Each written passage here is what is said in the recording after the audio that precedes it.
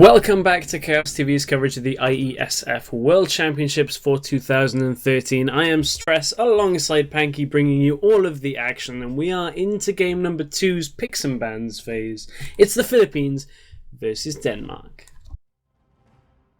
Really interested to see what kind of play style the Philippines bring into this, what their different metas are. I tried to do a little bit of research on the teams beforehand, but honestly, these aren't the big top of the league famous teams that are out there, so they're even harder to find because those games are not easy to track down either.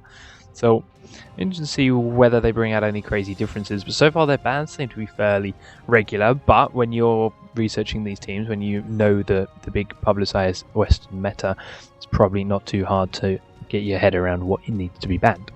Yeah, we have flown through the bans and into many of the picks already, so as you can see, bans are on your screen, fairly standard.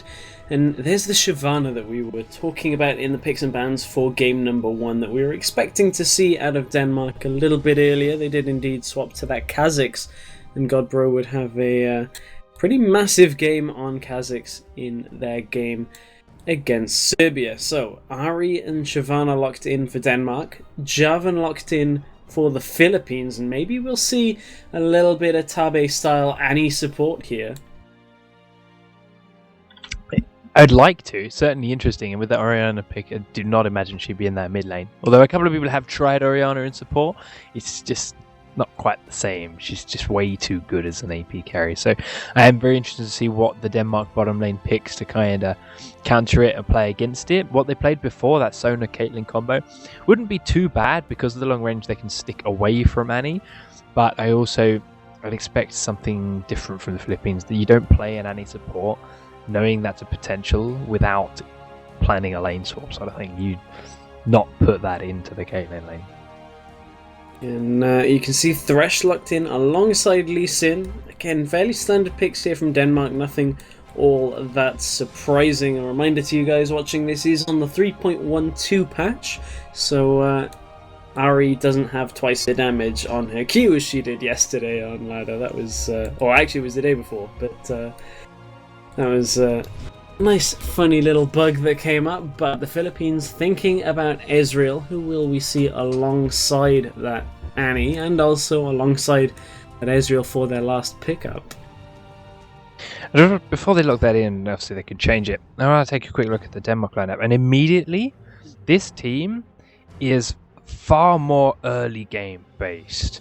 Lee Sin, Shyvana, very, very strong damage, pre-6, all the way up to like single-digit levels. Don't even have to hit level 10 before they really start making an impact. Ari got that strong roam. Ari can snowball very, very hard too. Thresh is a little bit different, but he's just a support. He's a bit more universal anyway. So I mean, there's a chance here. I want to say that Denmark are a bit overconfident after that last game, going so smoothly and going so easily, that they think they could have won it a lot quicker with different picks. They played it very safe in the last game and played for a more well-rounded team comp. This team focused on winning this game quickly, especially with that Corki, that very powerful mid-game burst AD carry. That maybe if the first 10-15 minutes of this game don't go quite as well as the last one, they could be in for a bit of trouble. And I feel like the Philippines have actually spotted that as well with that Nasus pickup. Nasus is going to scale very well the more he farms, especially up in that top lane position. So that might cause problems for Denmark if they can't get a large enough advantage to begin with this kind of team composition. I'm wondering whether we're going to see Santorin stay on Shyvana or whether that'll get swapped to Nigodbro. We did see them swap around the Kazakhs from jungle to top at the very last second in the last game, so they are interchangeable in this situation. But as you said, Corki was the final piece of the puzzle for Denmark alongside that Thresh, and wonder whether we'll see the 2v2 lane matchups here, or indeed whether a team will go for that 2v1 lane swap. I also want to see that last second switch from Denmark, whether that leads in jungle or if it's Shyvana. It's gonna stick. Okay, so Shyvana gonna go in that jungle. I'm not so fan of that. I would much rather see her in the top lane. The way she damages now, the strength that she has, the power that she can get, works much better if you can get that free farm in the top lane and keep it much safer that way. But Godbro's Lee Sin in the top lane is known, it's strong, it's had that played for a while, and he is very, very confident up there. He also should be okay in a 2v1 situation, especially if Shyvana makes that full jungle clear, and then of course it comes to join in, so should be fine. Nasus is Nasus, 2v1 down there against Corky Thresh, providing he doesn't get hooked too many times. He's going to have no problem whatsoever. That passive lifesteal in there, and that Spirit Fire is just so good for surviving wave after wave of harassment.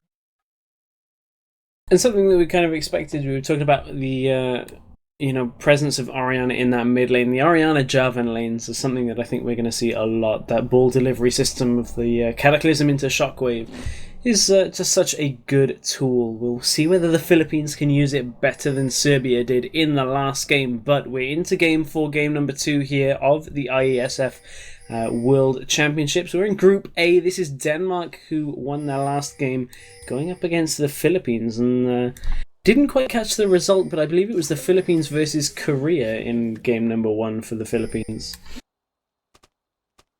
So, Timmy immediate pings down straight onto this Riverbush by the Philippines squad. Orianna puts the ball in there to see Godbro and Mikau is there in a pairing. So they know there's some form of Denmark presence down here, and Annie will drop a ward straight on their head so they can keep even more close an eye on that while Orianna moves around a bit more.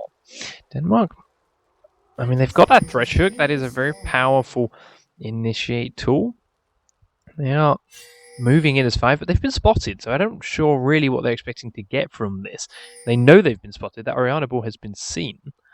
Yeah, Nasus is in a little trouble though. He's trying to bait in Godbro there by spamming emotes. He knows what's happening. Oh dear. It looked like he might have been in trouble, but of course that would have been going very deep for the Denmark team.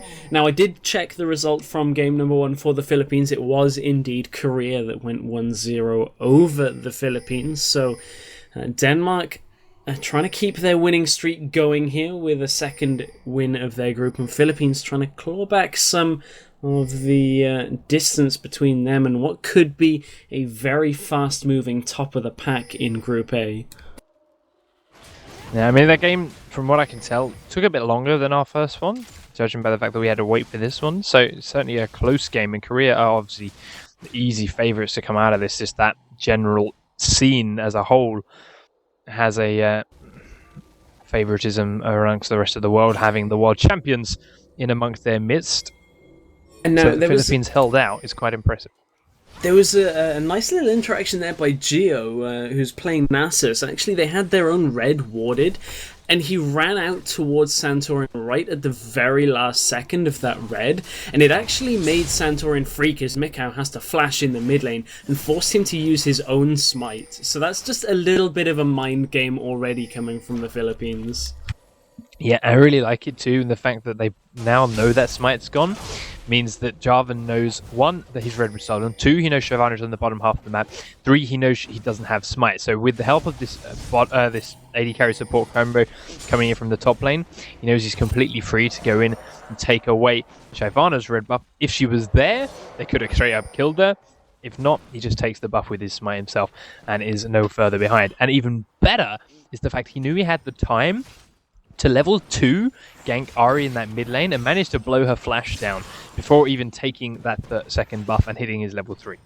Yeah, and that's really nice, because Ahri, of course, is fairly limited without flash until level 6, won't have Spirit Rush available, so fairly vulnerable in that lane. So Mikau has to be careful that he doesn't overextend too much before that ultimate becomes available. Meanwhile, down in the bottom lane, you can see the Denmark bot pairing are pushing on heavy towards this tower, but we haven't got the kind of CS difference that we saw in the last game, as these AD carries are going fairly even here in the early game. I was just seeing Orianna doing what I'd like to see Orianna do a lot more in that last game, which is really push that mid lane up. Forced in this situation, Ahri, last situation, Gragas, deep under that turret, forced her to fight the tower for a CS and abused the passive on her auto attacks, abused that stacking magic damage to really punish that Ahri and keep her low. Especially in this situation against a Shyvana who has very, very lacking crowd control. As long as you can dodge the charm, chances are with a quick command dissonance above her head, Orianna can just run away from any kind of gank in that mid lane. Yeah, and that's one of the strengths of Orianna is you can push with Orianna very easily using the ball, but also there's a lot of damage going down on towards Geo in that bottom lane. But if you need to last hit under turret, that Clockwork wind-up passive with the additional damage onto the auto attacks makes it fairly easy to do if you're under pressure. So Orianna's a very versatile champion in that mid lane. So, Jarvan making his way down towards this bottom lane now after clearing out the rest of his jungle, giving Nasus a bit of a helping hand. He delayed it as long as possible. Nasus using up all of his regen, all of his sustain, make sure he stays alive for as long as he can, and as a result means he's at the highest possible level before Jarvan had to come and intervene. And it looked like he picked just the right moment because Nasus taken a massive burst of damage and is forced back and out of lane. Yeah, and because that Ignite was ticking, he was he was one auto attack away from dying to Gamble, and you have to think that because they were so high on health, they would have dived that. So as you were saying, really nice timing there from Jarvan, and the Philippines are going to go aggressive again into that bottom lane. Don't think Jarvan quite has the damage, but here comes the teleport onto the standard. Nice flash out is going to draw Gamble into the tower, but can they make use of this? No, the Lantern is available. Roldo gets them out. That's first blood going to Denmark. That was very nicely played by Gamble. It's risky, of course, to flash in under turret. It always is, especially when you knew that teleport was coming. Sorry, Valkyrie in under turret, but he knew he had his flash to go back out safe over the wall, and Nasus was in no position to chase him any further than that. He could have ghosted, he could have followed him through, but ultimately with that Lantern waiting on the other side and just general Corki running away, there's not much that Nasus would have been able to do there. He doesn't have the damage, he wouldn't have been able to finish that Corki off even if he wanted to. We do see Denmark going in on the top lane again, though. Yeah, the ultimate was available, and that is a kill for Ni Godbro, who, of course, that ultimate did come from Santorin. That is another kill, 2-0 now, and from what seemed like a fairly slow game to begin with, Denmark have actually got themselves a significant gold lead here off only just 2 kills. Yeah, when we look at the lane swaps, and of course, more importantly, down middle lane, there's a massive CS bonus on Orianna, so she's doing very well bullying the Ahri, but top lane, Nasus to Lee Sin, that's countered it back. Lee Sin has got a lot more gold, as in fact the mid lane Orianna's in trouble. Yeah, you saw Ahri hit level 6, that was that key point where she can really start getting aggressive again, use the Ignite and the Spirit Rush, and manage to burst Orianna out of the map.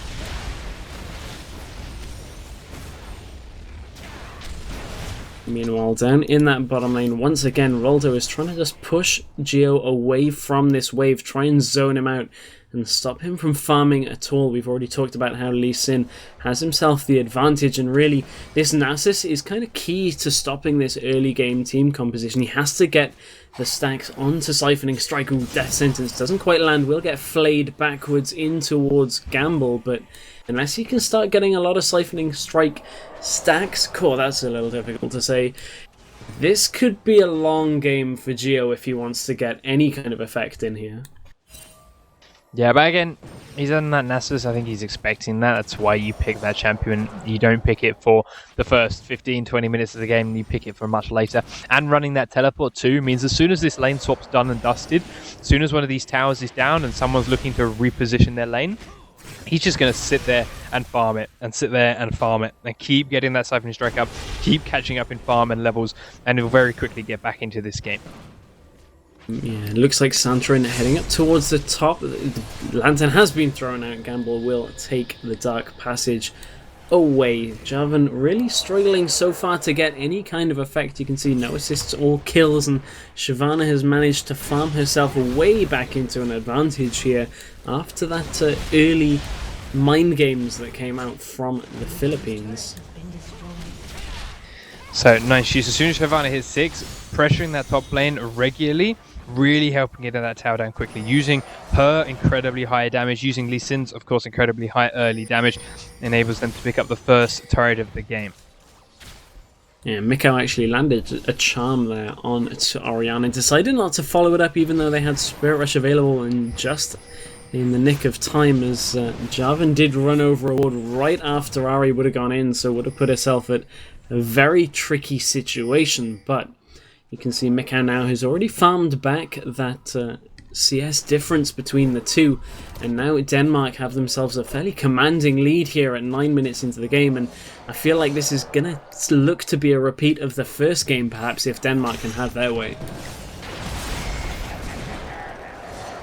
There used to be a Nasus in that bottom lane, but he caught one too many hooks and got absolutely annihilated by that level 6 combo of Gamble and Roldo. And that's going to be turret number 2 here as well for Denmark now as they finish off the bottom one. I'd like to also note that Shyvana and Lee Sin, after taking that top tower, also rotated in and took away the blue buff too. So Orianna is no longer holding that one, and that gold lead, that CS lead that she had originally, has very quickly fallen away since they now have lost jungle pressure because Jarvan had to be in the bottom lane so much, and Shyvana has been pushing that top lane so hard, and he's lost that blue buff. So Orianna right back there now, level pegging, and honestly scared of being 1v1 by that Ahri at any moment. Denmark are looking to take the dragon. Jarvan does throw the standard over the wall, but I don't think he's quite got enough to contest that dragon. It doesn't even look like he wants to go anywhere near it. They will fall back. That is a dragon, but up in the top lane, it looks like it's a 2v1 situation, and Godbro doesn't really feel like this is the fight that he wants to take. Has to be careful of those anti-stuns. Godbro took an incredibly small amount of damage there. Yes.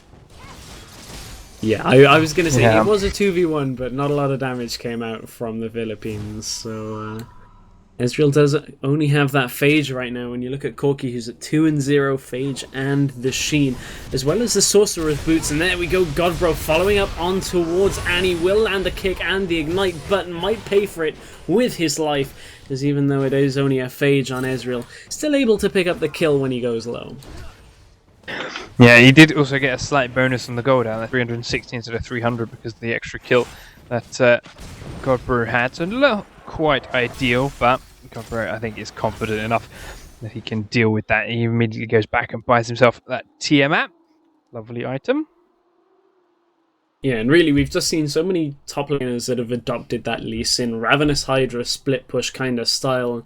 It's so difficult to deal with because you'll see Lee Sin stack up a big wave of minions pushing towards you. As actually Mikhail's getting attacked in the middle lane, Shockwave, and the Cataclysm has been used. Spirit Rush was available, managed to just almost get out, couldn't quite though, as Shyvana is now chasing on towards Jarvan.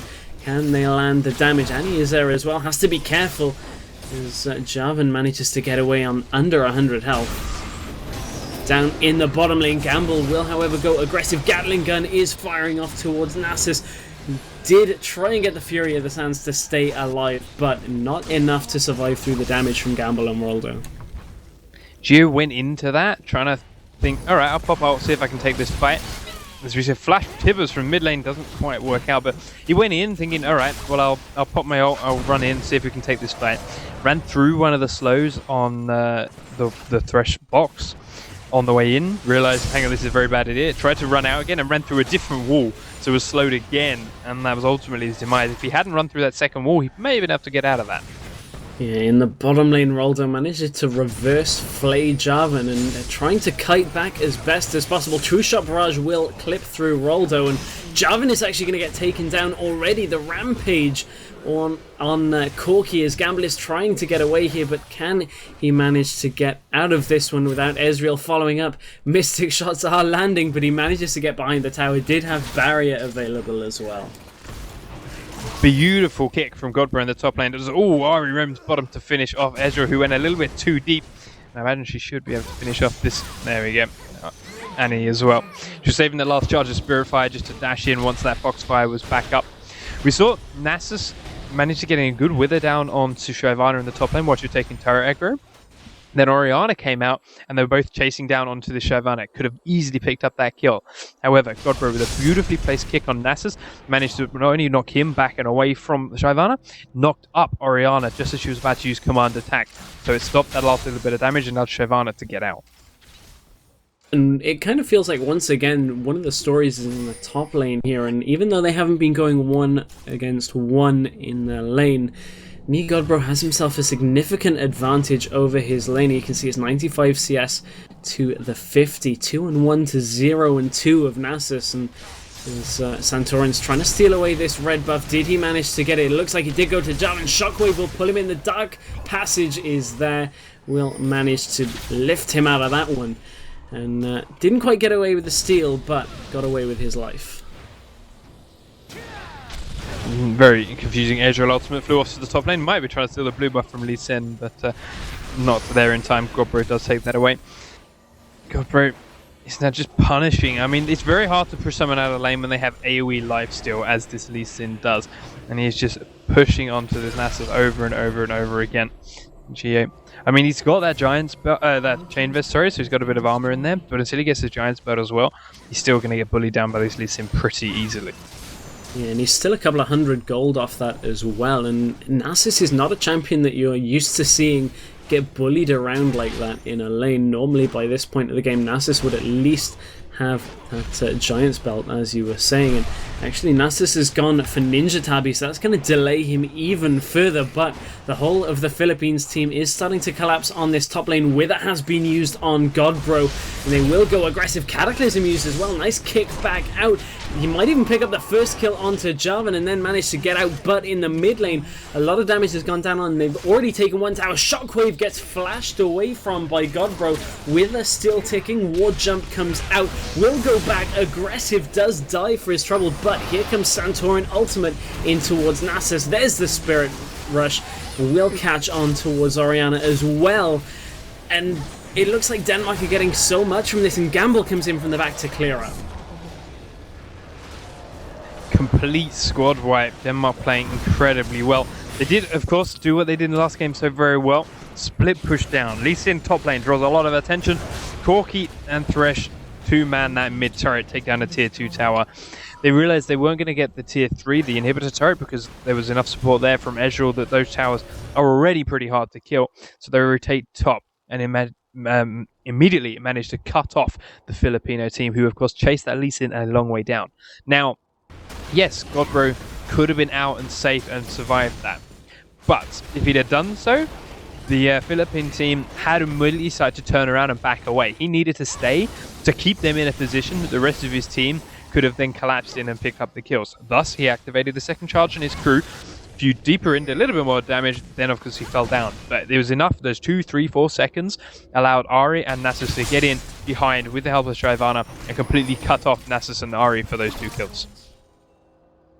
The vision tells the story at this point in the game. This is the kind of vision control that you'd expect at 25 to 30 minutes, where you've got deep wards and really restricting your opponent's vision control. The only ward on the map that the Philippines have managed to keep up for more than 5 seconds, as I say that Jarvan puts a pink on blue, was that one in the Fnatic bush, as some of the European teams have dubbed. They have now started to establish control over that Baron area, but they're expending a lot of gold, and when behind, if you have to expend 3 pink wards to get that kind of control that may not even stay, it's a very difficult spot to be in, as you can see already Denmark are starting to clear these wards out. I mean, all hope's not lost here for the Philippines. We did mention before they have a very strong late game comp. Orianna scales incredibly well as the game goes on. Nasus is still a long way behind, and we're just waiting for that strength moment, that point to hit. But Denmark are doing everything right with their comp. They started strong early, they got their head early, they used their strong early game champions, and they're pushing that advantage. They are not giving up and giving the Philippines a chance to get back into this game. We did see Jarvan go in and try and steal that Baron away. We get a great Orianna ult though. Shockwave did come across, and the Tibbers will stun 2 members of Denmark in place, but the health bars will start falling incredibly quickly as soon as Denmark turn the damage off. A really nice flash out of the path of that command attack, and that is a 4-for-1 trade in favor of Denmark, and Lee Sin wasn't even in that fight. Yeah, he's just happy to sit down that bottom lane. Denmark, some very nice positioning, some great focus from the guys, good communication amongst them all. And the Philippines, again, they just seemed a bit split, a bit ragged. They were allowed Ahri and Corki. I mean, aggressive Valkyrie from Corki is something you very rarely see. And he was allowed to do it not only aggressively, but right into the middle of the Filipino team, just completely dissected them. And then Ahri Spirit Rush to come and join him as well. Then they managed to go straight down that middle. And they're pushing their early strength advantage. It's not even 20 minutes. That late game team that Philippines have, that very strong 40-35 minute game squad, is not going to reach that point. They just need to be able to stall this Denmark side. But with the lack of vision they have, with the oracles that's up on Roldo, and with the constant Baron pressure that they now know Denmark want, holding out for that long is going to be incredibly tough.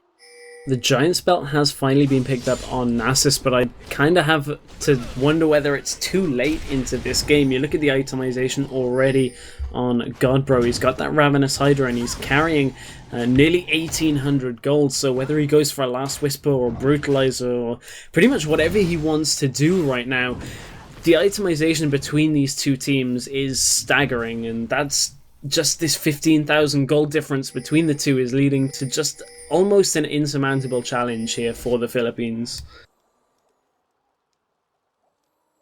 They have managed to secure a little bit of ward control in their bottom jungle, but Godbro going aggressive now on towards Javan.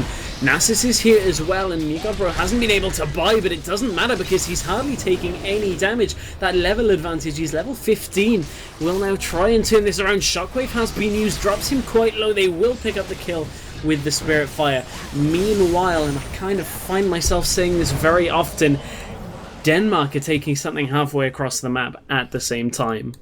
They're doing this so well again. Oh, you're taking everyone down to kill Lee Sin. We'll take an objective on the opposite side of the map. This time it's Baron, not a tower.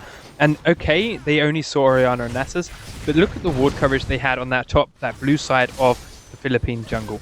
They knew there was no one there. They knew there was no one heading that direction. Okay, they couldn't see them in the other jungle, but that's where they must have been. They knew they're completely free to take that Baron. And to be honest, they could have done that even without Lee Sin being ganked like that. They knew everything about that half of the jungle. They knew there was no one there, and there was only one place they could have been. And I have to wonder, if Orianna hadn't have turned up, would Godbro have got a double kill there? Because he probably could have, yeah. He wasn't taking a lot of damage at all, and now that he's got that Negatron cloak, he'll be able to survive through a lot more of Orianna's damage as well. She does only have the Athene's Unholy Grail and the Sorcerer's Boots, so her AP isn't that high right now. That Negatron cloak is going to go a very long way to keeping Lee Sin in this, and really Denmark just look like they're going tutorial style, making sure all of their lanes are pushing in towards, but the death bell may be tolling here for the Philippines as Denmark are just biding their time until they can finally get in front of those inhibitors. And of course, now they have that Baron buff, they've got that regen, they've got that siege potential, and they are just pushing in every lane, every wave. Godbro will finish off this bottom tower now here on his own. Philippines are back in as 5 hiding within their walls. As we actually see Ari going straight in onto Orianna, forces the flash to dodge the charm. Orianna with no flash now in that lane, but Ari in the ultimate too. Yeah, and that will leave Ari a little bit vulnerable, but the engage in the mid lane hit, the Death Sentence doesn't quite land. Shockwave is going to whiff as well, and there's the follow-up from Godbro, kicks Annie back out of the fight. Godbro does drop fairly quickly here, but there's so much damage and so much health on the side of Denmark that they have picked up 3. Flash comes forward out of Mikau to try and pick up another kill, will indeed get it, and now they focus down this middle inhibitor tower.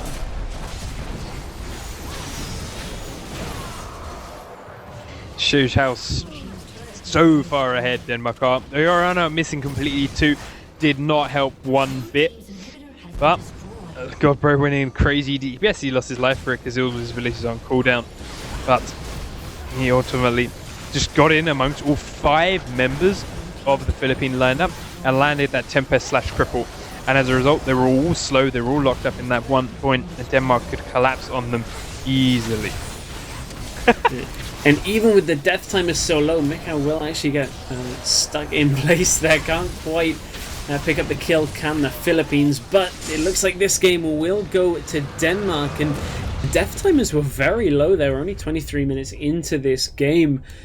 And Denmark still just managed to push it through. There was no hesitation after taking down that inhibitor. Denmark are looking very strong here in Group A.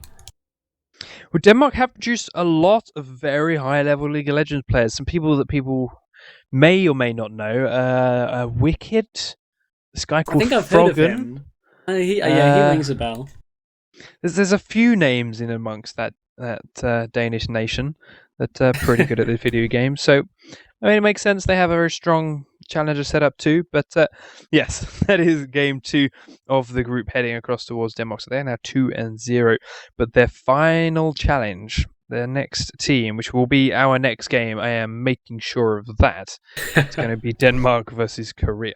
And an update out of the Korea-Serbia game. Korea have won that one as well, so both Korea and Denmark are sat at 2-0, so that game will decide who will leave Group A in first place and who will leave Group A in second. That is going to be a great match, and I cannot wait for that. We will be bringing you that as soon as we can get into the lobby, but we do have to go and get the players ready, so that means we're going to have to take a short break. We will be back with you from Group A of the IeSF World Championship 2013 with Denmark versus Korea shortly.